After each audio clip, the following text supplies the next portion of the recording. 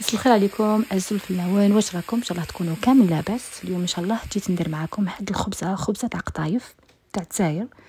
ان شاء الله تعجبكم هذه الوصفه. هذه الوصفه سهله وتمتم توجديها.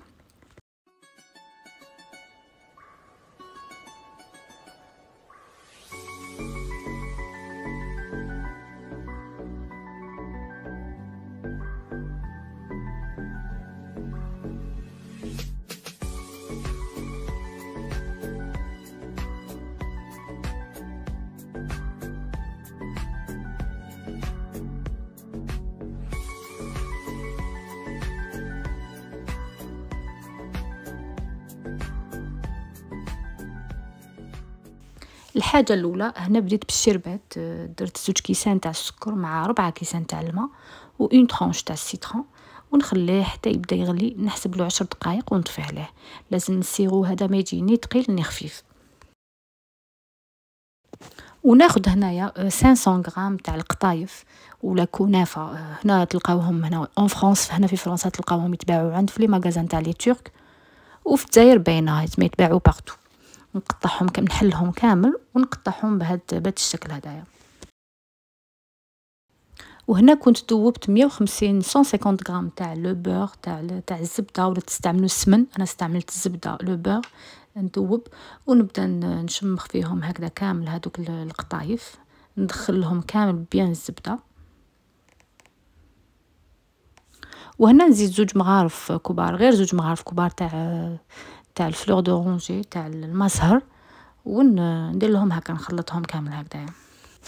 وناخذ هنا ان بلاطو اللي نطيب فيه القطايف. فانا خديت هذا اللي نطيب فيه لي طاغط، ندهنو كامل بالزبده ونحط لا بروميير كوش تاع القطايف، وندير هكا نعمل هكا. سواء تقدروا تستعملوا بالكاس تبلاطيو كامل هذيك لا بروميير كوش. وهنا نجوز ندير الحشو اللي درتو لا فارس اللي درتها في هاد الخبزه تاع قطايف. وهنا انا درت 3 كيلات تاع اللوز ولا تاع الكاوكاو، ونديروا عليها نص كيلة تاع السكر مع ان ساشي تاع سكر فانيي مع نص مغرفه صغيره تاع القرفه ومغرفه كبيره تاع الزبده. نخلط كلش مليح، ندخل مليح هذاك السكر في اللوز ولا في الكاوكاو، ونلمو بالمزهر. ونزيدها ديريكت، نزيدها فوق الطبقه تاعي الاولى تاع القطايف.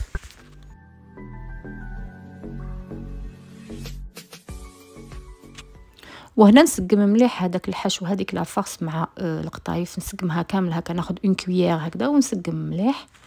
ومن بعد نزيد عليها لا دوزيام كوش تاع القطايف.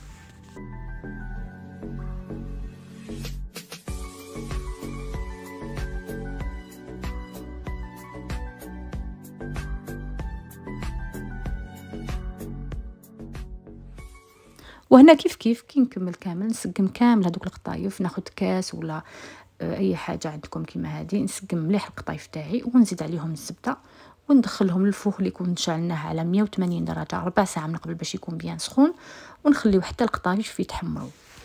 وهنا بعد ما طابت لي بيان هذيك الخبزه تاع قطايف هكذاك سخونه، نشربها ندير عليها الشربات. وهنا الشربات تاعي كان برد، نحط كامل الشربات وبيان سور تخليوه يشرب وتشوفوا نتوما تمسوا من الفوق وتشوفوا الا شفتوها تقدروا تزيدوا لها الا يابسه زيدوا لها، الا شفتوها مليحه خلاص. ونقول لكم شهيه طيبه وصحه فطوركم المره الجايه ان شاء الله.